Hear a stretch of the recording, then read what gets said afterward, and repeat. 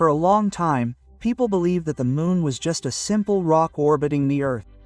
Lifeless, silent, and solely responsible for influencing our tides. But what if the moon hadn't always been so quiet? What if it had been waiting for something, for a specific event, to bring it to life? Recently, the celestial object 3I Atlas began behaving strangely. It pulsed, broke into pieces, and sent signals to Mars that triggered strange reactions there. Now, something even more unusual has happened. Scientists observing Atlas have confirmed that its bursts of energy were reaching not only Mars but also our moon. And to everyone's surprise, instruments on Earth received a response. The moon, which everyone thought was lifeless and silent, had responded.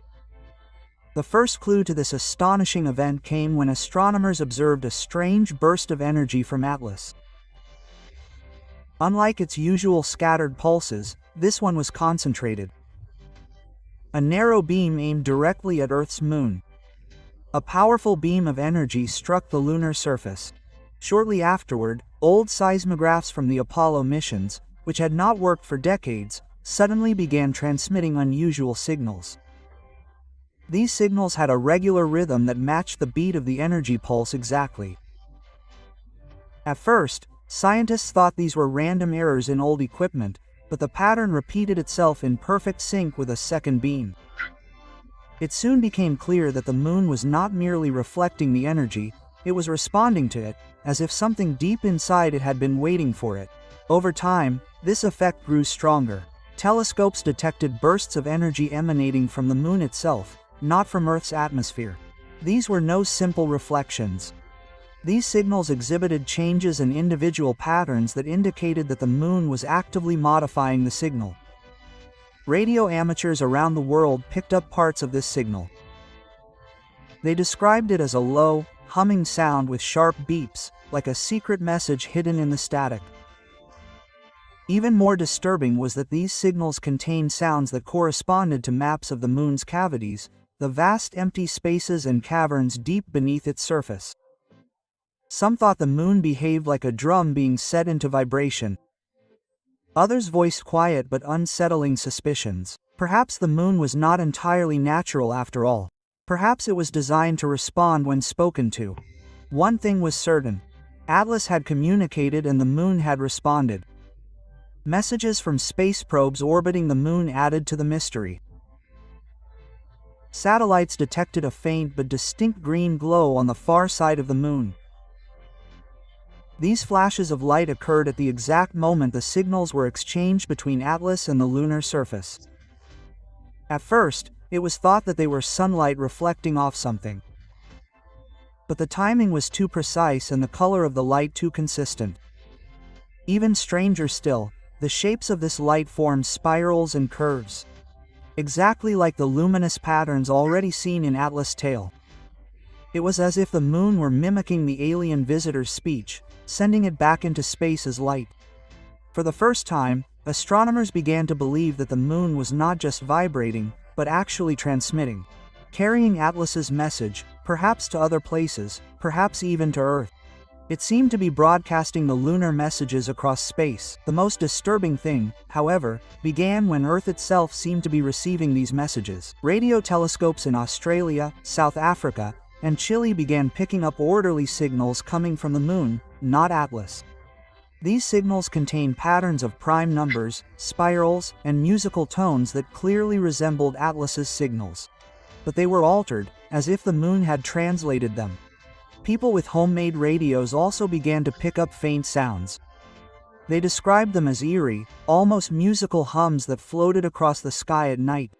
At the same time, interference began to affect communication satellites, GPS systems, and even household appliances.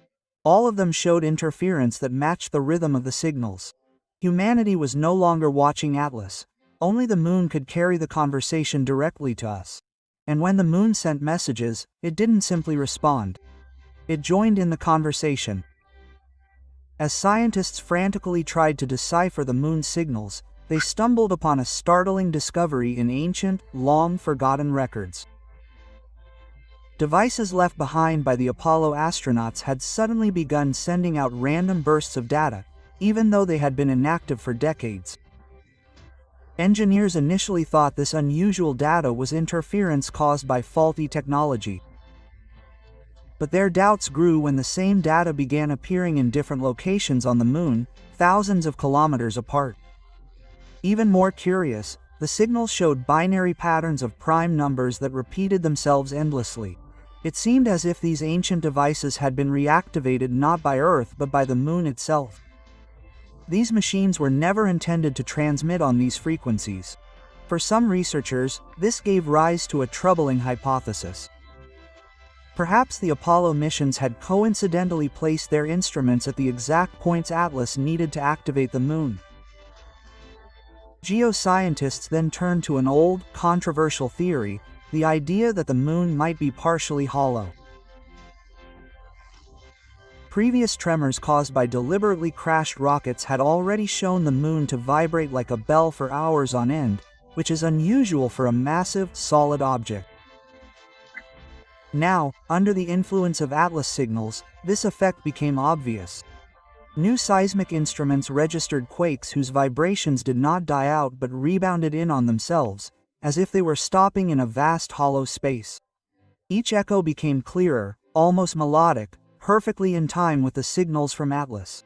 The sounds Atlas produced formed geometric patterns, spirals, hexagons, and structures that matched the green light patterns on the far side of the Moon. The Moon did not simply stop, it actively participated, amplifying Atlas' message, as if it had been designed to come to life for this very sound. Then these phenomena began to occur on both the Moon and Earth. People on several continents began seeing faint green lights in the night sky, far from the regions where auroras normally occur. These lights flashed in the same rhythm as those on the far side of the Moon, as if Earth were joining in the conversation. Pilots flying over the Atlantic reported seeing flickering green lights above the clouds. Their instruments would briefly cut out each time the lights were at their brightest. Amateur astronomers began noticing that the green phenomena became more intense whenever the Moon was visible, as if energy were being deliberately sent into our atmosphere. It soon became clear that the Moon was not only reflecting Atlas' message back, it was also redirecting some of that energy directly to Earth, drawing our planet into a conversation that no one had expected. Then space probes orbiting the hidden far side of the Moon captured images that astonished even the most cautious experts. Between the flashes of green light, giant shadowy shapes appeared on the lunar surface. These shadows were not accidental. They formed geometric shapes hundreds of kilometers across. Some looked like flowers, others like spirals. And one shape exactly matched the golden ratio, which stretched across craters and hills. These shadows were not natural shadow plays of the landscape. They moved in rhythm with the flashes of light, as if projected onto the surface. When the images were compared with the recordings of the lunar signals, an incredible pattern emerged. The shapes matched the sound sequences of the signals perfectly, as if the light itself were a visual translation of the code. A secret alphabet of light and shadow. For the first time, it became clear that the Moon was not just answering Atlas, it was sending its own message, in a language that humans could see and hear but not fully understand. And whatever this message meant, it was not just addressed to Atlas, but apparently to all of humanity. As the Moon's responses grew stronger, the Earth began to feel the effects too, this time in a tangible way. Communication satellites, weather sensors, and even aircraft navigation systems reported strange glitches that matched the lunar signals exactly. Lights flickered for minutes at a time, compass needles spun erratically, and in certain areas, power grid voltage levels suddenly spiked. This happened at the exact same moment that new energy pulses were detected on the Moon. What most alarmed experts, however, was that the glitches seemed deliberate.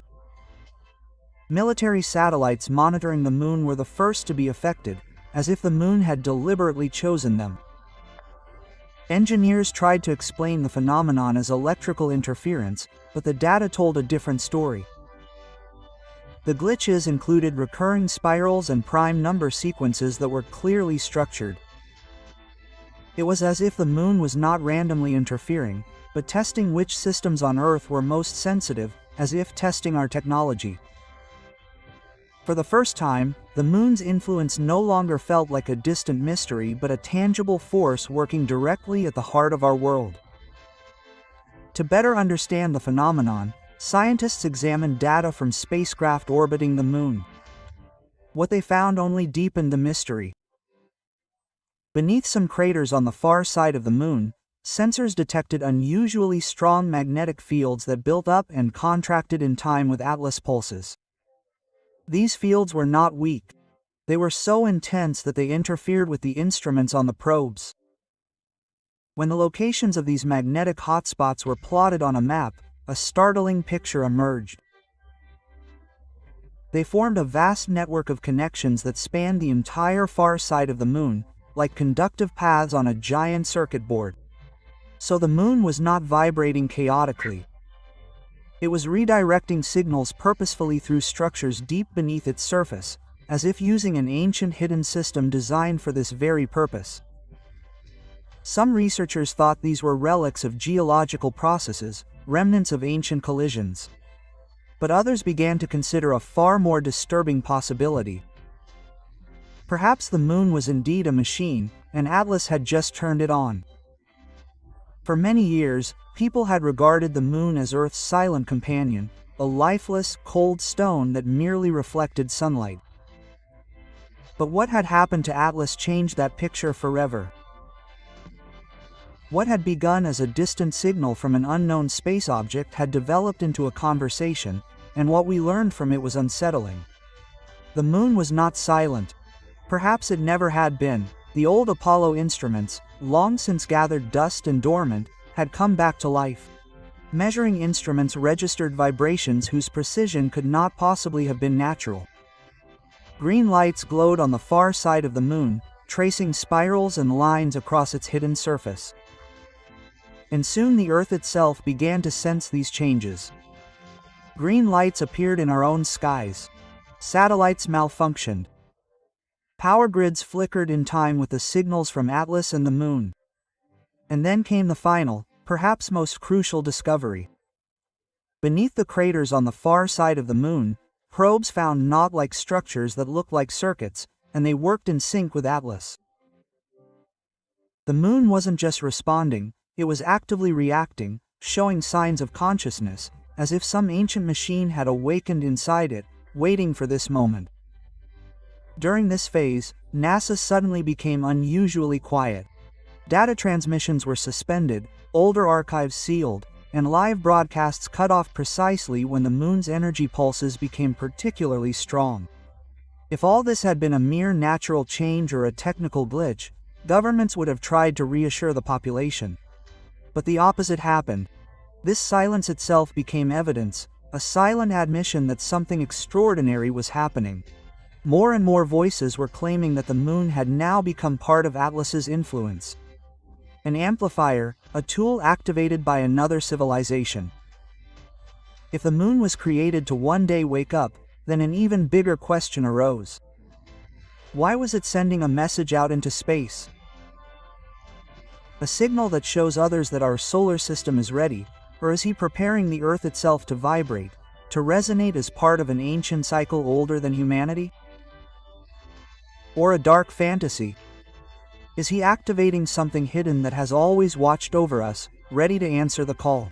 One thing is for sure, humanity is no longer a mere observer. What began as a radio signal has evolved into a conversation between worlds, an exchange that transcends our understanding of life, technology, and time. ATLAS has spoken, the moon has responded, and now that Earth is responding, the terrifying truth is clear. The process has only just begun.